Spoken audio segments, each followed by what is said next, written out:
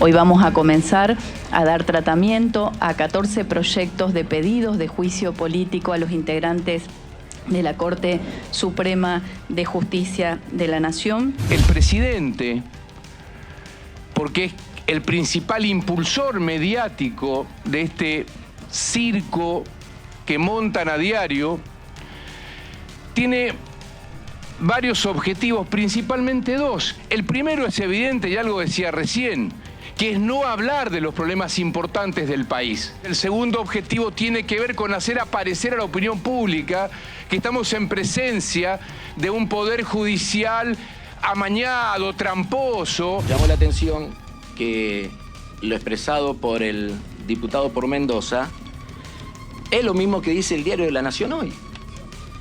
Diario de la Nación de hoy, página 26, juicio político o circo político. Y escuché ayer algunas declaraciones hablando de mamarracho, y es lo que dice La Nación en el diario de hoy, página 11, de una cumbre anacrónica a un mamarracho judicial. Porque hay dos fallos de la Corte Suprema que ha sido por demás prudente que le molestan al poder político. No hay otra razón. Todo lo demás que están agregando, en muchos de los casos, me parece cotillón. Esta corte tiene dueño. Y entonces los dueños, los que sienten que es su corte, salieron a defenderla. Son efectivamente los 500 empresarios. Y si uno repasa esas empresas, la mayoría de ellas han obtenido fallos favorables de la corte. Yo también lamento que no estemos discutiendo en este enero las cosas que le afectan a la sociedad argentina, ¿no? Que no le alcanza la plata, que los jubilados han perdido solamente en el último semestre 7% de la masa que debería pagar jubilaciones y pensiones. Cada vez que se intenta ir contra el status quo con algún tema, en esta Cámara se usa, no es un tema que le importe a la gente. Eso es mentira. Porque las últimas decisiones de la vida, el patrimonio y la libertad de la República Argentina y de cada uno de los 47 millones de argentinos está en manos de la Corte Suprema. La última, es la última. Entonces esto no me digan que no es un tema que no le importa a la gente. Porque si se marca jurisprudencia diciendo que está bien despedir sin justa causa, vamos a ver si no le importa a la gente. O porque si se marca jurisprudencia diciendo que la internet te pueden aumentar la internet como quieran porque no es un servicio público esencial, vamos a ver si no le importa a la gente. O porque la medicina prepaga te puede subir la cuota como quiera, como a Piacere quiera, vamos a ver si no le importa a la gente. Hola, ¿qué tal? ¿Cómo andan? Bienvenidas, bienvenidos a Desiguales en vivo por la televisión pública, pasaditas las 8 de la noche. Bienvenida, Lucila Trujillo. He vuelto. Y felicitaciones, porque no está muerto quien pelea. No, claro. Había que ir al último round. La muela murió, yo no. Muy bien. Bueno, comenzó, como acabamos de ver, las sesiones por el juicio político a los integrantes de la Corte Suprema de Justicia. Una sesión más que ordena un poco cómo va a ser el trámite. En un ratito nomás Luciana Batoya nos explica bien. Lo jugoso se va a empezar a ver el jueves que viene. Pero hay dos mantras que repite la oposición y me parece que por acá, con todo éxito, que recién muy bien lo resumía Vanessa Siley, ¿no? Y son mantras que se repiten y entran a presión o pretenden entrar a presión en nuestro sentido común.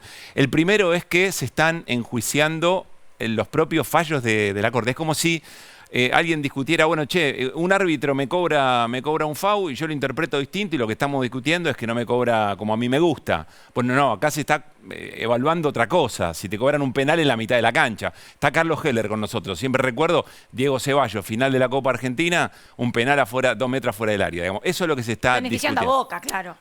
Sin duda, no había ni que agregarlo. Pero más allá de eso, ese es un mantra. El otro es el que muy bien me parece recogía Vanessa, ahí vamos, Carlos, recogía Vanessa Siley, que es cómo le cambia la vida a la gente. Y muy buena parte de la suerte, me parece, Lu, de este juicio político y del debate, que es lo que se propone visibilizar, corre por ver cómo se logran desarmar estas dos cosas repetidas a minuto, ¿no? Sí, a ver, dos cosas con respecto a esto. Una es cierto que hay una gran parte de la sociedad argentina y se viralizó el otro día un programa de preguntas y respuestas que hay en otro canal, sí, en el que preguntaban cuántos integrantes tiene la Corte Suprema de Justicia. De los 5 participantes, ninguno dio la respuesta correcta. Dijeron desde 135, pasando por 30, terminando en 15.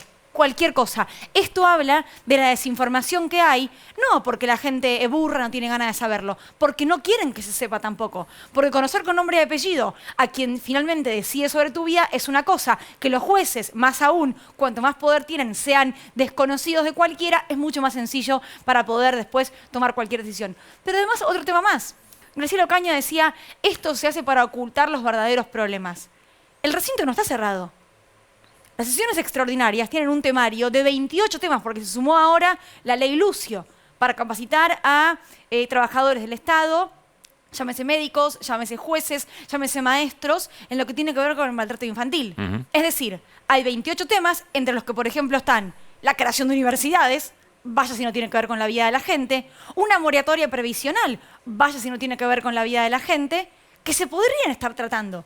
Pero la oposición decide que mientras se hable de esto, sobre ningún otro tema se va a debatir. Bueno, entonces, ¿quién no quiere debatir sobre los problemas de la gente?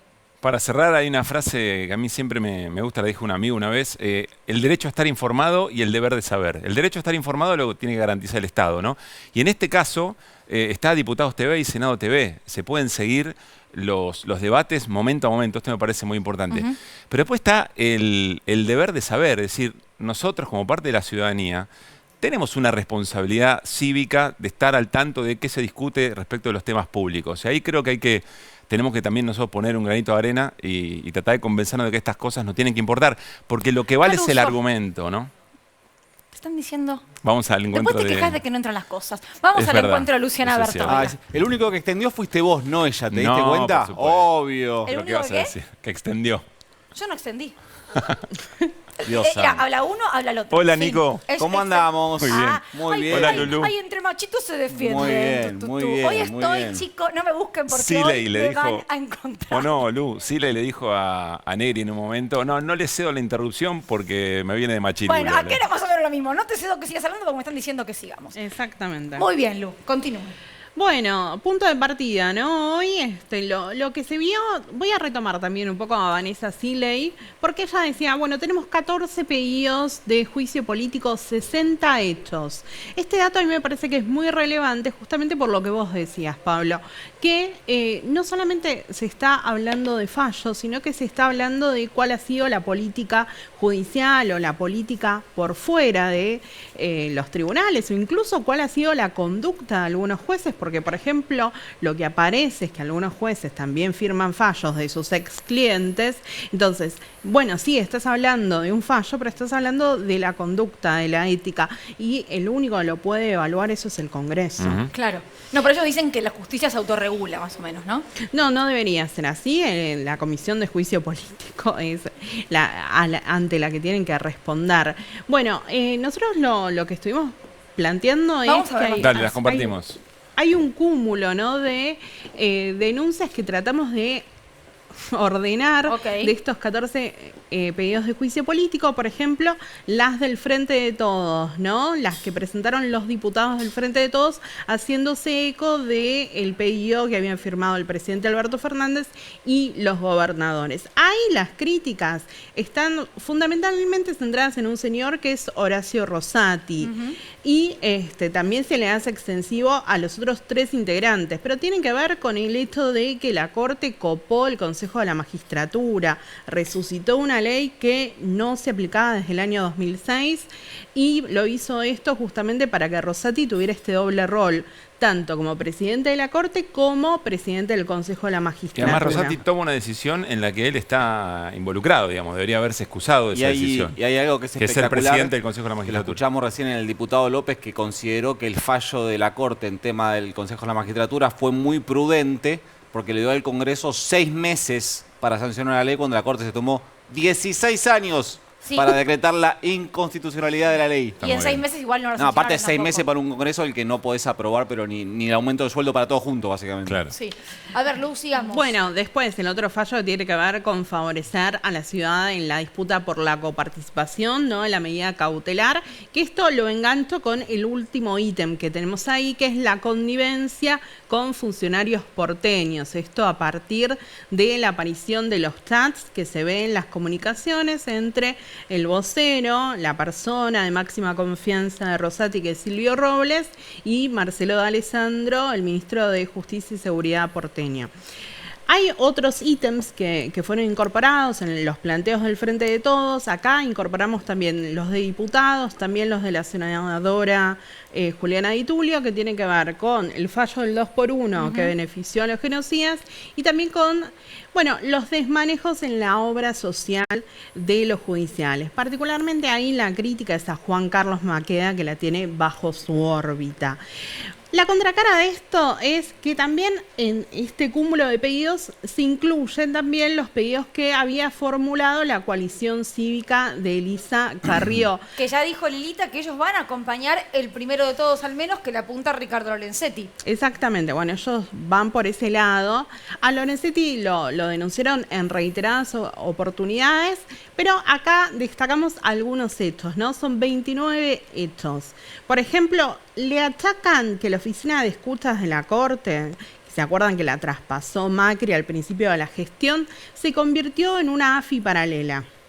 ¿No? Esto también aparece en otros pedidos de juicio político que tienen que ver con la distribución ilegal de las escuchas, por ejemplo, de Cristina Fernández de Kirchner. Después también le dicen, bueno, usted cooptó estructuras del Consejo de la Magistratura, ¿le suena? Mirá. Sí, muy parecido al anterior, ¿no? Bueno, muy parecido a Rosati. Lo que pasa es que Carrió defiende a Rosati, ¿no? También lo acusa a Lorenzetti de haber interferido con la reforma de la magistratura. Otra vez. ¿Le suena? Y con articular una matriz de negocios, ¿no? Entre otras cosas, en base a, bueno, su vinculación con Santa Fe, etcétera. A mí me parece que hay bastantes causales muy similares, por ejemplo, con lo que se le plantea a Rosati, que la coalición cívica de alguna manera desconoce. Por otro lado, hay una presentación que también incorporamos porque es la más exhaustiva, que es la de la Asociación Argentina de Juristas, ¿no? Ellos hacen como un repaso de todo lo que fue la actuación de la Corte Suprema en los últimos años, ¿no? Desde el 2x1, pero hay algunos hechos que son muy relevantes. Ustedes se acuerdan que Carlos Rosenkrantz era un abogado corporativo, ¿no? Tenía una gran cartera de clientes que incluso cuando tuvo que defender su pliego, después el listado desapareció. Bueno, ¿qué pasó? Rosenkrantz, a partir de determinado momento, empezó a firmar fallos de ex clientes, porque él decía, pasado determinado plazo, ya no pueden decir que hay una relación con esta cartera. ¿Pero esos plazos están escritos en algún reglamento? No, o lo entendió él? Esto lo entendió Rosenkrantz, bueno, con el aval de sus colegas. Entre otros clientes podemos hablar de Grupo América, de Pan American Energy, de Supermercados Día, Clínica Estrada. Bueno, la lista es muy larga. Clarín, ¿no? También. Clarín, exacto. Bueno, quien trabajó mucho en este tema es nuestro colega Ari Lijalada, así que lo recomendamos. También la Asociación Argentina de Juristas dice qué pasó con la Corte, difundieron escuchas ilegales. Todo esto, recordemos que hubo un festival básicamente entre 2017 y 2019 hasta que el máximo tribunal en un momento dice, bueno, dejen de pedirles escuchas a la AFI, ¿no? Que no intervengan, pero sobre todo porque tuvieron que frenar lo que era un escándalo.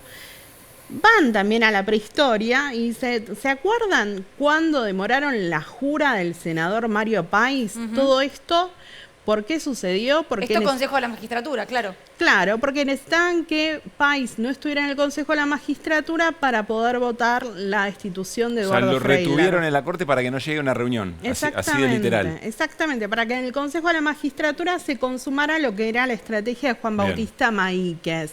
Y después el otro gran paquete tiene que ver con lo que pasa con lesa humanidad, ¿no? Acá las críticas están centradas contra Horacio Rosati y Carlos Rosenkrantz, podemos decir por el fallo del 2x1, por frenar la Comisión Interpoderes. Se presentó una denuncia muy interesante de Pablo Yonto, que básicamente apunta a una decisión política de Horacio Rosati, particularmente de no convocar esta comisión que se encarga de acelerar los juicios contra los genocidas.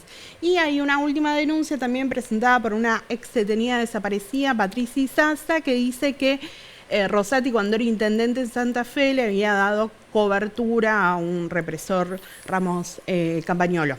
Bien, bueno, todo esto se va a empezar a desarrollar a partir del próximo jueves, ¿no? Próximo jueves empiezan a exponer los denunciantes. Lo que se espera es que el 9 de febrero se pueda estar dictaminando si estos pedidos son admisibles. ¿Ya? ¿Ya el 9 de febrero? Sí, eso Okay. es lo que Bien, se espera. gracias, Lu. Bueno, nos vamos al living, el encuentro de Carlos Heller, diputado nacional, presidente de la Comisión de Presupuesto y Hacienda. ¿Cómo te va, Carlos? Buenas noches. ¿Qué tal? ¿Cómo les va? Gracias por venir. Buenas noches.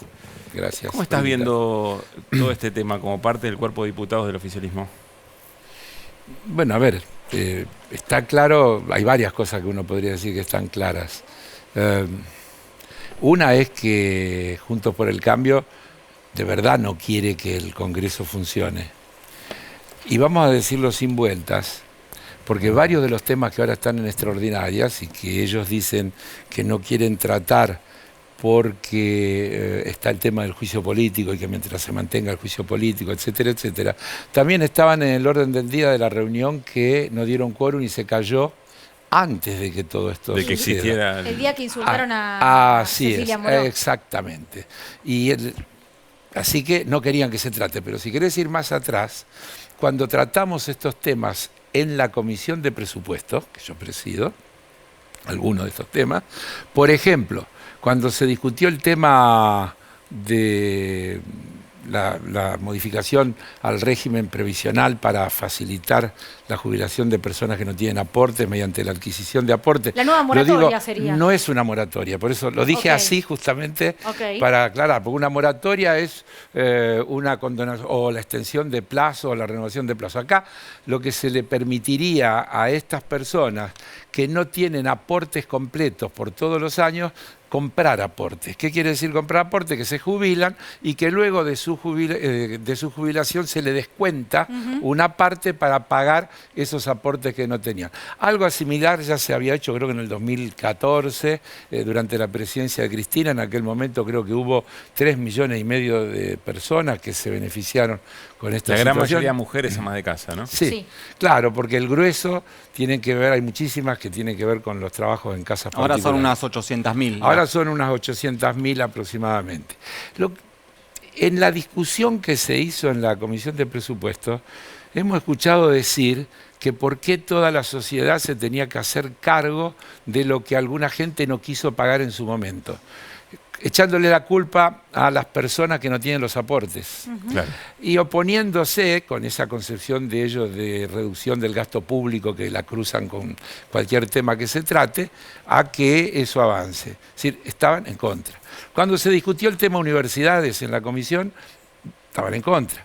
Que argumentaban que la deserción escolar era muy grande en el colegio secundario y que había que poner esfuerzo ahí, que crear universidades era gasto inútil, gasto innecesario. Antes, cuando se discutió el COMPRE argentino... ¿Ese es el argumento? Sí, ¿Que sí. crear una universidad era un gasto inútil? Sí, sí. Claro, que no había O sea, que... no llegan, los pibes no llegan a la universidad. Bueno, Claro, no Vidal, llega. Pero espera, ¿de qué te sorprendés? ¿Vos te acordás de las declaraciones de Vidal? Claro. ¿Vos te acordás de las declaraciones de Mauricio Macri? Es una constante, es la manera de pensar de ellos, no hay que sorprenderse. Entonces, ellos no quieren que estos temas se traten. Primera cuestión. ¿Les viene bien cualquier cosa? ¿Les viene bien discutir la presidencia de la Cámara o les viene bien que ahora esté metido el tema de la Corte. el juicio de la Corte? Veremos cómo evoluciona. Este argumento de que los temas que le importan a la gente, ¿te parece que estos temas que yo acabo de nombrar le importan o no le importan a la gente? Sí, claro. Yo tengo acá el orden del día de los 28 temas, porque aportaste bien vos, se agregó el de la ley Lucio, 28 temas que están en el temario de extraordinaria. Y todos son temas que le importan a la gente. todos. Hay temas de salud, hay un montón.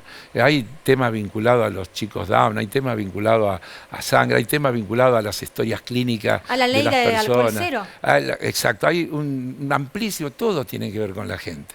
Ese argumento es insostenible. Solo se puede sostener cuando tenés todo el aparato mediático atrás. Pero igual, Carlos, además toca una fibra muy sensible de un sistema que se sostiene porque la Corte en última instancia te convalida. Pero es que no, pero eso vendría después. Pero vos fíjate que no quieren ni correr ese riesgo. El tema es que ellos, con la excusa de la Corte, y ahora si querés hablamos un poquito de la Corte, con la excusa de la Corte no te permiten tratar el resto de los temas. Suponete que ellos están en contra de lo de la Corte y que te digan, nosotros nos vamos a convalidar una reunión donde se trate este tema, ¿por qué no aceptar un orden del día donde se trate el resto de los temas? ¿Qué tiene que ver? Eso se llama... Pero ellos lo que dicen que es al revés. Van a tratar el tema de la Corte, pero mientras ese tema esté, ningún otro va a funcionar. Pero eso te estoy diciendo. ¿Por qué no podría...? Eso se llama chantaje en cualquier idioma que lo quieras traducir. Si yo te digo, si vos no me das esto, yo no hago esto. ¿En qué reglamento dice que si hay un tema que vos no querés tratar, te negás a dar quórum y te negás a dar cualquier tipo de tema? Ahora, a tratar cualquier Carlos, tipo de a mí tema. Lo que siempre me llama la atención o me da inquietud y es, ¿qué pasa cuando hablas con diputados de la oposición fuera de micrófono en un pasillo? No te voy a pedir nombres. Digo, no de los jefes de bloque o demás, sino cuando te cruzas con alguno que te dice, che, la verdad, esto me parece una ridiculez, ¿o no? No, en general no. O sea, hay un orden total. Es lo que piensa, la mayoría por lo menos. Sí. Hay excepciones, no vamos a hacer nombres. Yo te diría que en lo que es el PRO cuesta encontrar matices. Por ahí, en el resto de los integrantes de Juntos por el Cambio, en los radicales, podés encontrar de pronto los diputados que en el tema universidades quieren que se trate porque están vinculados, algunos que tienen que ver con algunas cuestiones de economías regionales. Vos fíjate, uno de los temas que están, pareciera, tema que le importa o no a la gente, un tema vinculado a los brigadistas contra incendios. ¿Le importa o no a la gente? Probablemente no le importe a los porteños, porque no hay brigadistas en la ciudad de Buenos Aires. Pero andá a preguntarle a las provincias que están permanentemente asediadas por los problemas del fuego, si le importa o no el tema de los brigadistas. Bueno, se opusieron también en la discusión en comisión inicialmente, después creo que hubo un avance y se logró consensuar, pero un debate enorme. Vos ustedes piensen que en la cabeza de ellos, todo lo que sea regular, todo lo que sea gasto público, además está mal. Se oponen. Ellos quieren mercado, oferta y demanda, eficiencia entre comillas, mérito, la meritocracia, y nada, Estado ausente. Pero ese discurso, Carlos, en el mundo fue ganando adeptos en el último tiempo. De hecho, hablar de la casta o los parásitos fue, teniendo en cuenta esto, que hay elecciones este año. Pero que haya ganado adeptos no quiere decir que está bien, quiere decir que tenemos un problema más grande. No, quiere decir que hay gente que está dispuesta a votar los cambios. Y bueno, eso también es la democracia, hay que aceptarlo. Hemos escuchado en debates decir a algunos de estos referentes cosas como que si alguien quiere vender un brazo y lo hace por decisión propia es un tema de mercado. Es decir, no tiene límites el tema. Podemos llegar a cualquier lugar con ese análisis. Nico. Heller, más allá de la disposición o no de Juntos por el Cambio a sesionar, cuando vos ves el temario de extraordinarias, y estoy pensando en algunos proyectos que estoy seguro tienen que pasar por presupuesto, los proyectos de promoción de nuevas energías no fueron presentados. El de exteriorización de capitales tampoco. La reforma del presupuesto tampoco, y estoy casi seguro, corregime vos, que la ley agroindustrial tampoco. Lo que digo no, que la ley agroindustrial sí. Ah, esa sí es así. Sí. Digo, lo que quiero decir es que por más que Juntos por el Cambio no se siente, tampoco están los proyectos para discutirse. Pero no te aflijas que... Primero que hay 28 proyectos, por lo tanto, y dentro de esos 28 hay un montón que tienen dictamen de comisión, que simplemente, si tomáramos simplemente el orden del día de la sesión que se cayó, la última sesión que se cayó, tenés todo un temario de temas que ya están dictaminados en comisión y que solo tienen que tener el tratamiento en el recinto. Muchos de ellos incluso vienen del Senado, es decir, que ya tienen media sanción y si se aprueban en diputados se convierten automáticamente en ley.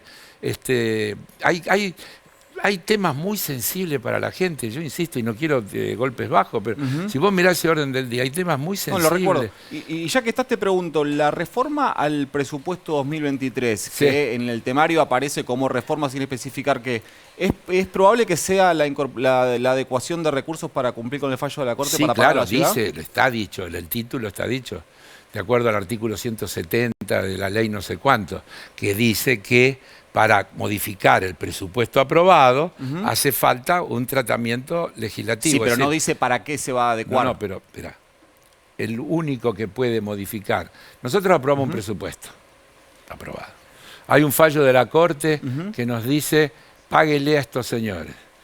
El Estado, el Poder Ejecutivo primero dice, no puedo, después dice, mire, tengo por 90 días estos bonos que tengo acá, se los voy a dar, y mientras tanto voy a mandar al Congreso un proyecto de modificación del presupuesto, que es el único que me puede autorizar a modificar. Eso se entiende, pero en el temario, en el decreto de extraordinarias, no está especificado que lo que se va a adecuar es para conseguir los recursos. Bueno, para cumplir con el fallo de la Corte Suprema. Pero no tendría ningún sentido que el Poder Ejecutivo mande, yo lo tengo acá también, mande este tema porque el presupuesto que se aprobó es el que mandó el Poder Ejecutivo. Si se va a modificar es en función de esto y si leemos bien, si no me voy a tener que ir a poner los lentes. ¿Querés que lea? ¿Dónde está? Es uno de los últimos. Igual yo te pregunto esto porque digo, más allá de que vos estés convencido de que es para esto, yo he hablado con varias provincias y los gobernadores tienen la sospecha de que es para eso, pero no están seguros de que es para eso. No puede ser para otra cosa. No hay ninguna posibilidad de que sea para otra cosa. O sea que se va a cumplir con el fallo de la Corte Suprema. Se van a crear, hay dos cuestiones acá. Una que dice, proyecto de ley por el cual se modifica la Ley de Presupuesto General de Gastos y Cálculo de Recursos de la Administración Nacional en función del artículo 170 de la Ley Complementaria Permanente de Presupuesto 11672. Esa ley dice que para modificar cualquier partida del presupuesto tiene que haber un tratamiento parlamentario. La duda no es jurídica, es para qué se va. O sea, se va a cumplir con el fallo de la Corte Suprema, eso se va a hacer. Y sí, claro, se va a tratar, esperá, para que eso suceda tendría que tratarse y tendría que votarse, no solo tratarse. Pero yo agrego una cosa. Si se vota, habrá que ver, porque eso ahí sí, yo no lo sé, vos tampoco, pero podemos suponer, porque alguna vez se habló, el presupuesto se puede modificar de dos formas. Claro. Se puede modificar reasignando partidas de gastos. Vamos a aclarar que es una falacia, entre las cosas que se le critica a la Corte, es la falacia de decir que esta decisión no afecta a las provincias. Estamos de acuerdo. Todo afecta a las provincias, porque el gasto asignado por la coparticipación a la Nación, todo se destina luego a proyectos, obras, servicios y cosas que se hacen a lo largo y ancho del territorio nacional. O recortás gasto o aumentás ingresos. Recorto gastos o aumento ingresos. Y ahí te quiero ver la discusión. Yo te voy a decir mi posición y supongo que será la del Ejecutivo. Nosotros tenemos un montón de cosas. Por ejemplo, la Ciudad de Buenos Aires puso un impuesto a las LELIC para cubrir la disminución de ingresos producto del cambio que hizo el Poder Ejecutivo. Por lo tanto, si la Nación pasara a cobrar ese mismo cargo por las LELIC, es lo mismo que hoy están pagando los bancos, habría una puerta por otra ventana, por otro lado, pero estaríamos con los mismos, la misma discusión fuente. de siempre, ¿a quién vas a afectar para aumentar esos ingresos? Tenemos pendiente una cosa que hemos planteado, el tema de el impuesto a las ganancias del Poder Judicial. ¿No te parece que sería redondísimo que discutiéramos el pago de impuesto a las ganancias y con el pago de impuesto a las ganancias del Poder Judicial asignarlo a resolver este fallo de la Corte Suprema? Eso sería increíble. Si por el fallo de la Corte terminan pagando pero te digo, ganancias los jueces. Son cosas que se me ocurren a mí. No sé si van a estar en el proyecto. Lo de la LELIC sí va a estar en el proyecto. Lo de la LELIC sí va a estar. Casi justicia poética sería, ¿no? Bueno, pero quiero decir, hay un montón de cuestiones que se pueden hacer, como estas que estoy diciendo, que signifiquen ingresos complementarios, que le permitan al Poder Ejecutivo, porque hay dos cuestiones. El Poder Ejecutivo tiene que seguir discutiendo en el plano de lo que es el debate, si está bien o no el fallo de la Corte. El problema es si en el periodo que no cumple, digamos que discute, puede abstenerse de cumplir. Y ahí hay una trampa. La cautelar, digamos. Ahí, claro, pero ahí hay una trampa. ¿Cuál es la trampa? Tengo que cumplir, pero no me deja la ley de presupuesto. Entonces, este proyecto tiende a resolver esa cuestión. Si tiene que cumplir, de acá tendrán que salir los recursos para que pueda cumplir. Creo que no es muy complicado. No, antes de terminar, porque entiendo que quedan 2-3 minutos, te quería preguntar por el tema de precios justos. De hecho, se está renovando en este momento. Massa sigue insistiendo con que el objetivo es un 3% de inflación o un 3% adelante para el mes de abril. ¿Cómo la ves? A ver, nosotros aprobamos un presupuesto que es ley de la Nación, que tiene fijado un objetivo de 60% de inflación este año. No de 10, ni de 15, ni de 23, 60. 60, lo voy a decir, 60 es 4 durante todo el año. 4% mensual todo el año da 60, porque están los intereses, el 4 sobre el 4, el 4 sobre el 4 sobre el 4 y así sucesivamente. Es decir, 4 a la 12 sería. Sí. Si todos los meses del año 2023 tuviéramos 4% de inflación mensual, en diciembre el acumulado daría 60. De la de enero parece que ya va a ser con un 5 adelante. No sé, yo lo que dicen las consultoras, te lo voy a comentar el día que el INDEC diga cuánto es. Todavía estamos en el mes y ya las consultoras te dicen cuánto va a ser el dólar, pero esas son acciones, son como muchas encuestas de la política, que más que información son para formar opinión, ¿no? Para actuar. Cuando discutimos sobre la inflación, el proyecto es 60, 44 el año que viene, 33 el otro año. Siguen siendo altísimos los números, pero es una manera de intentar salir de una situación que las salidas bruscas siempre tienen un fuerte efecto recesivo y afectan a los más débiles de toda la ecuación. Entonces, la idea de salir por una pendiente suave hacia abajo es la más prudente de las alternativas. 60 es un número tan horrible como otros. En el mundo se discute cuando un país tiene 10% de inflación, tiene problemas, y nosotros si tenemos 60 vamos a decir que cumplimos. Pero que es la manera de salir de la situación en la que estamos. La discusión de fondo sería, ¿por qué la Argentina tiene la inflación que tiene? Porque, y acá voy a repetir algo que estoy cansado de decir, todas las variables macroeconómicas que hay hoy en la Argentina no explican ni justifican que haya la inflación que hay.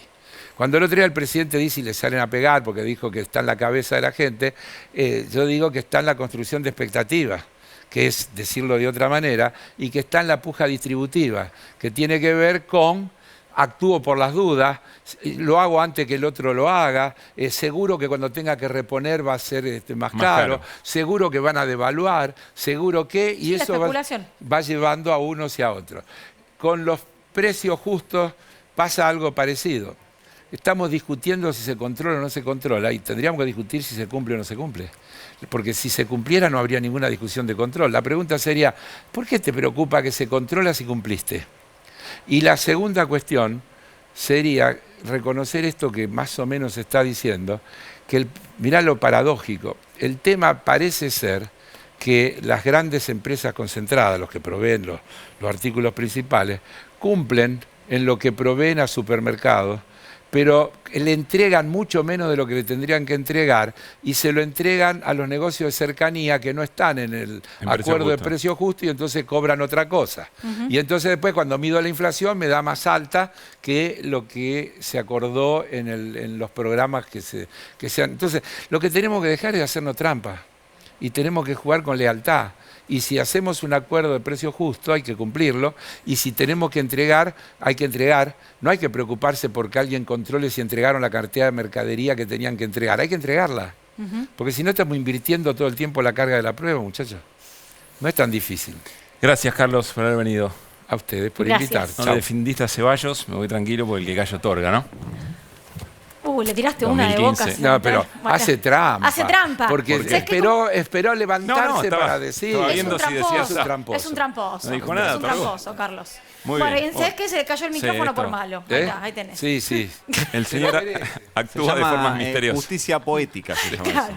Ponele. No, me encantó lo de la Corte. ¿Te imaginas? ¿Qué? Si por el fallo de la Corte terminan garpando ganancias. No, Sí, después discutamos ¿qué te van a decir, Luke? Es inconstitucional, algo van a sacar. Después discutamos no si, va a suceder. discutamos si es justo que esos impuestos vayan a duplicarle la coparticipación a la ciudad, ¿no? Sí, Pero es una discusión un poco más profunda. Bueno, ayer la Cámara Federal de Mar del Plata, al menos así lo interpretan en YPF, cerró el camino judicial que impedía arrancar con la explotación offshore que se está haciendo ahí a 300 kilómetros de la costa de Mar del Plata. Tenemos un mapita para mostrar que es muy interesante porque esa distancia que parece muy cerca, que es entre donde van a operar, este es solo uno de los 18 bloques en los que está dividido. Bueno, todo esto es el mar argentino, todo esto supuestamente está lleno de petróleo y no lo dice Nicolás Fiorentino, sino que lo dice Equinor y Shell, que son de las dos empresas del mundo, me voy a corregir, las dos empresas del mundo que más y mejor explotan el petróleo offshore, que es el petróleo el punto más cercano en a la aguas costa abiertas. son esos 300 kilómetros. Exactamente, de Mar del Plata. Es más o menos la distancia que hay, es como de Buenos Aires a San Clemente. Sí. Ponele, ahora, esa distancia. Nico, esto que vos nos estás mostrando sería una exploración, es decir, buscar exactamente que haya petróleo. Lo que pasó hasta ahora es, hace un tiempo se hizo una prueba, es una prueba sísmica, básicamente viene un barco muy especial que mueve la tierra para tratar de sacarlo como una radiografía, la estoy tratando de llevar al llano lo más posible, una radiografía de la tierra y ver qué hay abajo. Bueno, esa primera prueba dio muy positivamente, pero ahí cayó una cautelar de unas organizaciones ambientalistas que la justicia marplatense tomó. Después la Cámara Federal de Mar del Plata se hizo cargo de este expediente, aceptó una apelación, le pidió a las empresas que tomen algunos recaudos, sobre todo de protección de la ballena azul, algo muy importante, y también les ordenó a la Secretaría de Energía y a el Ministerio de Ambiente que ante cualquier problema, eso es lo que van a tener que cumplir ahora, ante cualquier problema la producción se frene. Pero técnicamente y jurídicamente esto está habilitado. ¿Esto significa que pasado mañana van a salir barriles de petróleo de ahí? No, ni de cerca. Hay que pensar en plazos más largos. Tenemos otra plaquita para tratar de explicarlo, porque lo que se va a hacer ahora es otro tipo de prueba, que es, digamos, además de la sísmica, se va a hacer un pozo. Básicamente se hace un agujero, como si fuese una inyección en la tierra, se hace un agujero, se saca una muestra y se sella para que no haya pérdidas ni nada de eso. Esa prueba después se toma, eso se va a hacer a fin de año. ¿Sabes cuánto sale solo hacer ese agujero, sacar la muestra y medirlo? No. ¿Cuánto, Nico? $150 millones. Bueno. Esa prueba. Por eso son dos grandes empresas en el mundo que Exactamente. que se especializan en eso. Exactamente. Y fíjate, hoy me decían, fíjate lo interesante que le resulta esta posibilidad en la Argentina, que incluso con la justicia trabándole todos, no se fueron. Equinor, que es la empresa estatal noruega, el 70% es del Estado noruego, el 30% cotiza en la bolsa, se acaba de ir de Nigeria porque se le cayó un negocio. O sea, Equinor, si no le gusta, si se la complica, se va. Claro. No tiene ningún problema. Y la Argentina no se fue. Se quedó con esperando. Toda la justicia en contra, se quedó esperando. Por eso digo, ¿en qué tiempos hay que pensar? Bueno, los primeros barriles, si todo sale bien y la inversión avanza y llega y la exploración, lógicamente, termina dando bien, 2026-2027 es más o menos lo que se tardó entre que Cristina anunció Vaca Muerta y se sacó el primer barril. Bueno, es el tiempo. Se anunció más o menos en lógico. 2008 y el primer barril salió entre 2013 y 2014. Esto es tremendo. La inversión requerida para ese solo bloque son $6.000 millones. Bueno, pero verá, si esa es la inversión, es porque lo que podés llegar a sacar es una locura. Exactamente. Fíjate el último dato. Las exportaciones estimadas, igual siempre las estimaciones siempre son muy positivas, ¿no? Es como cuando vos haces el cálculo de cómo te va a ir en el año, después llega diciembre y no te fue tan bien. Bueno, esto es más o menos lo mismo, pero las estimaciones, y estas estimaciones no son del Ministerio de Economía de la Argentina ni de las petroleras, sino que lo hizo una consultora internacional especialista en estos términos. Y con este último número cierro. 200.000 barriles por día podría salir por bloque. ¿Eso es mucho o poco? La forma de calcularlo es, eso es más o menos lo que produce hoy todo YPF. Es decir, vos con un solo bloque explotándolo y funcionando bien, no un pozo, con todo un bloque funcionando bien, vos podés equiparar o duplicar la producción que hoy tiene YPF en la Argentina. Por eso es tan importante. ¿YPF en la Argentina en un año? No, por día. YPF produce esto más o menos, 200.000 barriles por día. Es este número a nivel nacional YPF. Exactamente, en todo el país. Vos explotando bien un solo bloque, si es que las estimaciones sísmicas y es que la prueba exploratoria de eso que te dije de hacer el pozo para explorar da bien, bueno, todo eso podría duplicar la producción de YPF, por eso es tan interesante y por eso también estas empresas no se van y están dispuestas, o al menos dicen estar dispuestas, a poner ese fangote de guita en Argentina. Dos cosas, no para resolver ahora, Sí. ya nos vamos al corte, pero primero, seguimos teniendo una deuda muy grande en la discusión pública que se da en términos de cuánto impacto ambiental en función de qué nivel de desarrollo necesitamos. Sí. Esa discusión no está, es como, ¿no? No. Muy blanco y negro. Y lo otro es, bueno, si se van a bien vender estos recursos esas empresas, ¿no? Desde una posición soberana o si estamos regalados. Bueno, por lo pronto, al menos en este bloque que se llama CAN 100 y con este pozo que se va a hacer, que es el Argerich 1, ahí está YPF, que es la empresa de control estatal, asociada con Equinor y con Shell, es decir, los intereses argentinos. Después hay que ver qué administración le da la próxima gestión de gobierno, sea cual sea el color político, a YPF, y la próxima, y la próxima, y la próxima, y la próxima, porque sabemos que la industria petrolera es de largo aliento. Gracias, Nico. Por favor. Hacemos un corte, ¿eh? Cuando volvemos hablamos con Julia Epstein, directora nacional de Juventudes aquí en Desiguales. Ya venimos. Es muy complicado quedarse sentado, es muy complicado quedarse sin hacer nada. Cuando ves que a tu compañero le falta comida, cuando ves que al colegio de al lado se le queda un techo, cuando ves que matan pibes en los barrios cada 12 horas. Mi generación ha perdido, no tiene algo en qué creer, ha perdido las razones para creer en la Argentina y es un país que tiene muchas razones para creer. Las juventudes son muy habladas, son muy producidas, pero poco escuchadas y poco reconocidas como productoras. Hoy el desempleo afecta a casi un 30% de los jóvenes y, aún en tasas más altas, a las mujeres jóvenes.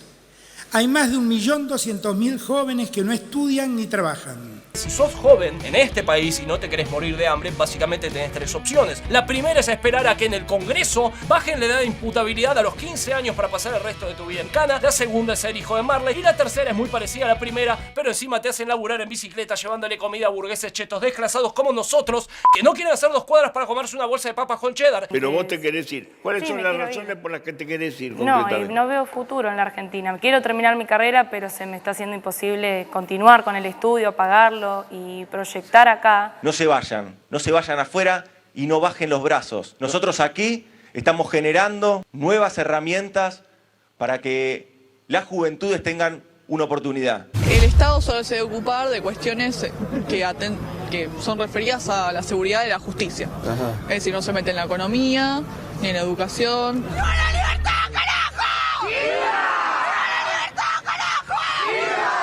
Hoy asume un diputado que me ha dicho, gorda hija de puta incogible, más de 10 oportunidades, entre muchas otras cosas.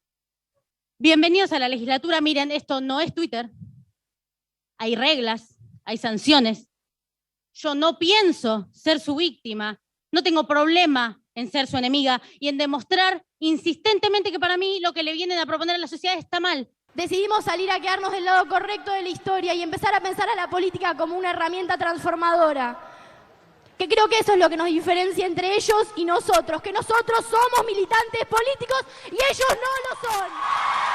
Yo en realidad vengo a hacer una crítica en ese sentido de lo que se plantea a veces en alguna de las entrevistas respecto a la lucha de los estudiantes secundarios. Con tu lucha y seguí tomando colegios, que te vas a recibir de piquetero. Nadie pretende tener jóvenes en la Argentina callados, sumisos, anestesiados, si no se dejan ni intimidar, ni engañar, ni asustar, ni precarizar, ni provocar, no tengan dudas que ustedes son invencibles. Decíamos, estamos con Julia Epstein, ella es directora de INJUVE, ¿está bien dicho? Sí, perfecto. ¿No? Sí, directora nacional de Juventudes, pero creo que es Instituto Nacional de Juventudes. Exactamente. Es así, el cargo. Julia, ¿cómo podés definir qué significa ser directora de INJUVE? ¿Qué es INJUVE? El INJUVE es el organismo del Estado Nacional que centraliza todas las políticas de juventud. Está dentro de Jefatura de Gabinete de Ministros, es un organismo descentralizado y lo que hace o la idea que tiene es dentro de el Gabinete Nacional y esa articulación que tiene dentro de Jefatura de Gabinete, articular con todos los ministerios las políticas de juventud, que son transversales en realidad a todas las áreas del Estado. O sea, trabajan con todos los ministerios. Claro. Ministerio de Trabajo, Ministerio de Transporte, Ministerio de Educación, pienso Secretaría de Deportes también. Exactamente, o sea, INJUVE antes estaba dentro de Desarrollo Social, nuestra gestión la pasa a Jefatura de Gabinete, con la idea de que esa articulación sea un poquito más fluida entre todos los ministerios. ¿Y qué tipo de políticas se proponen vinculado a lo que recién veíamos? Tomá el caso o el tema que quieras. No, a ver, nosotros llegamos en septiembre a la gestión, yo llegué en ese momento. Primero que nada, yo siempre digo que las políticas de juventud tienden a parecer como que están escindidas de las del resto de la sociedad y son bastante parecidas en realidad. Los temas que toca son empleo, vivienda, desarrollo productivo, salud mental, digo, los temas que tocan a los jóvenes son bastante parecidos a los del resto de la sociedad con algunas particularidades. Digo, cuando nosotros hablamos de los problemas de empleo tiene que ver con el ingreso al mercado laboral. Cuando hablamos de los problemas de vivienda tiene que ver con el ingreso al mercado inmobiliario, que en general en el resto de la sociedad ya está hecho ese ingreso y digo, los problemas son de otro estilo, pero bastante parecidos. Sí.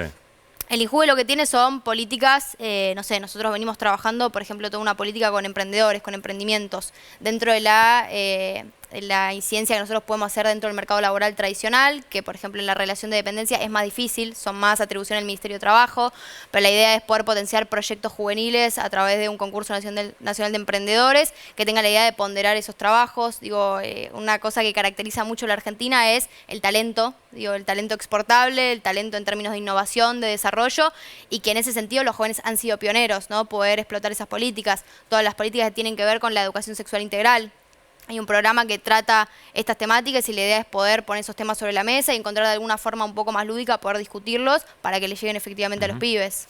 Ahora, ¿qué pasa porque, y de hecho no lo digo yo, lo dicen muchísimos estudiosos del tema, con esa rebeldía que hoy se volvió de derecha en el mundo, ¿no? Y digo, con estos jóvenes libertarios y demás. ¿Se trabaja también con grupos de ese tipo de ideología, por ejemplo, de INJUVE?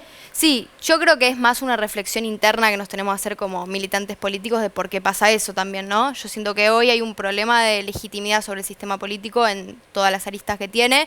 Y creo que, o sea, hay dos opciones con eso, o enojarse y patalear, o hacerse cargo de que, bueno, algo habremos hecho mal, digo, desde nuestro espacio político, para que esos pibes dejen de escucharnos, ¿no? Ahí creo que varias cuestiones. El gran problema que yo detecto en relación a los pibes y las pibas, que es mentira que se quieren ir del país, los números no dicen eso, pero sí hay como un clima generalizado que hay que notarlo y hacerse cargo, creo que tiene que ver con la falta de previsibilidad que tiene económicamente la Argentina muchas veces, digo, es la primera generación, si uno ve la generación de nuestros padres, que no va a poder comprarse una casa, o por lo menos no va a poder proyectar comprarse una casa, digo, de acá 10, 20, 30 años, que no pasa solamente en la Argentina, es un fenómeno más mundial por el proceso que nos dejó después de la pandemia, pero sí creo que lo que los pibes nos demandan es, bueno, yo quiero poder proyectar mi futuro, digo, que yo voy a tener un empleo bien remunerado, que me va a permitir independizarme, que yo proyecto en 10, 20, 30 años, poder comprarme mi casa si ahorro bien, eso no está pasando hoy. Digo, ¿Y las consecuencias de esa no previsibilidad cuáles son? Y yo creo que esa frustración en que el sistema político no las puede resolver. Que la política no, o sea, vos das por hecho que para un sector o para la juventud la política se alejó, que no da respuestas. Para un sector yo creo que sí, que no era un fenómeno que veníamos viendo hace muchos años, igual, digo, los movimientos de libertarios o los que se han alejado más de la política son quienes están más inmersos dentro del sistema político. Digo, Milei es diputado nacional, tiene 2 diputados, tiene diputados en la legislatura porteña, tiene diputados en la provincia de Buenos Aires, o sea, son parte del sistema político. Pero es una expresión dentro del sistema político que rechaza ese mismo sistema, o por lo menos discursivamente. Digo, ahí nosotros creo que también hemos fallado en que los pibes no se reconozcan dentro de ese sistema político, ¿no? Y yo creo que es a veces esa capacidad de la política que, por problemas más estructurales del mundo, digo, sobre todo después de la pandemia, porque yo sí creo que el quiebre grande está en la pandemia, que sienten que la política no logra resolver los problemas más estructurales. Digo, que pasa en muchos lados, digo, las expresiones de derecha han crecido en muchísimos lados, digo, en Italia es bastante ya más concreto el problema, y en ese sentido nosotros lo que tenemos que volver a demostrar es que esa política, además de presente, es eficiente, ¿no? Porque ya creo que hay una cuestión hasta discursiva que nosotros nos hemos acostumbrado a no poder contarle a los pibes, bueno, cómo es ese proceso más de resolución de las cosas, o de la proyección de la política a largo plazo, o de las soluciones económicas, que creo que hay que volver a sentarse a contar y escuchar del otro lado cuáles son las críticas y hacerse cargo y no enojarse con la realidad. Nico. Julia, recién hablabas del anhelo de los jóvenes y las jóvenes de incorporar, de básicamente tener un futuro con un laburo bien remunerado, tener donde vivir, como cosas muy, muy básicas. ¿De qué manera se están incorporando hoy las jóvenes y los jóvenes al universo del empleo? Porque lo que vemos es que el desempleo es bajo, pero que la mayor parte de la creación son empleos precarizados, que se habla de nuevos trabajos, pero con derechos muy limitados. ¿De qué manera se incorporan los jóvenes hoy al laburo? Yo creo que hoy un fenómeno que estamos teniendo es el tema de los autoempleos, ¿no? De los emprendimientos, que es un fenómeno que ya venía ocurriendo hace muchos años, pero en un momento en el cual se acrecentan que esos trabajos son mal remunerados, precarizados, que además está ese círculo vicioso en el cual los pibes no consiguen laburo porque no tienen experiencia previa, pero para tener experiencia previa tienen que tener un laburo alguna vez, o sea, es como medio en el medio de la ridículo. fantasía del teletrabajo, como laburar en casa es espectacular, Totalmente. pero no tenés un solo derecho. Ahí la pandemia lo que hizo es también un quiebre, digo, el home office también abre puertas al freelance, digo, a otro tipo de trabajos que, reitero, no hay que enojarse con que existan ni que los pibes tengan esa expectativa muchas veces, digo, este concepto de querer ser sus propios jefes. Digo, no es lo que a mí me gusta, pero digo, son las nuevas formas de trabajo. También hay que hacerse cargo de que el trabajo cambió. Digo, el trabajo del siglo XXI es muy distinto al trabajo del siglo XIX y nosotros nos cuesta adaptarnos a esa nueva forma de trabajo, tal vez de cambiar de trabajo más rápidamente, de trabajos más autogestionados. Digo, hay un esquema más de emprendimientos al cual nosotros estamos atendiendo muy fuertemente que al no haber laburo se los gestionan ellos mismos. Digo, desde un emprendimiento de desarrollo de software o meterse en el mundo de la programación o vender medias o remeras por internet. Vuelvo con esto, pero un cachito atrás. Vos decías, bueno, fallamos como movimiento político, los espacios políticos en hacer ver que la política puede transformar, digamos, ¿no? ¿Es un problema político o es un problema de la comunicación de la política? Porque a veces da la sensación que la generación adulta política cree que a los pibes y a las pibas se les habla armando una cuenta de TikTok y que eso va a ser eficaz. No, eso queda raro. Es rari. Yo lo que creo es que ahí también... una cosa que yo noto mucho, digo, como ahí yo hablo de los jóvenes, pero yo me incluyo, digo, como no, hablo como sujeto, sí, claro. Pero... ¿Cuántos años tenés? 21. Hablo como sujeto, pero lo que yo digo también hay como una frustración con los puntos de acuerdo que no logra encontrar el sistema político para dar ciertas discusiones. Digo, hay ciertas mañas de la política tradicional a las cuales no nos han llevado a ningún lado. Digo, cuando nosotros hablamos de esa previsibilidad, lo que hablamos es de una estabilidad económica, de una proyección, que la Argentina pueda encontrar la forma en la cual vuelve a bajarlo a una inflación más tranquila, que eso implica que... Pero está bueno lo que decís, pues entonces no es un problema de cómo se le comunica a los jóvenes, es un problema de la política resolviendo problemas. Yo creo que es un poco de las dos también, o sea, esa pelea porque sí, digo, nosotros estamos en dos veredas muy distintas, digo, con la oposición. Pero si nosotros queremos transformar la Argentina y cambiarla y darle un mensaje a la sociedad de madurez política, ese nuevo pacto generacional del que hablamos siempre, ese nuevo pacto democrático que viene como con problemas este último tiempo, creo que ese nuevo pacto generacional se da sentándose en la mesa a discutir 3-4 puntos que necesita la Argentina a largo plazo. ¿Y vos lo ves posible entre los militantes de 21 años de las distintas fuerzas políticas? Recontra. Nosotros dentro del INJUVE tenemos el Consejo Federal de Juventudes. El Consejo nuclea todas las provincias, digo, cada provincia tiene su secretario de Juventudes. Ahí hay desde el PRO hasta el radicalismo, hasta el peronismo, hasta las distintas formas de expresión del Frente de Todos. Y la verdad es que hemos llegado a puntos de acuerdo muy buenos. Eso no significa que cuando vayamos a sentarnos en lo fino y en los debates más estructurales de la Argentina no tengamos disidencias.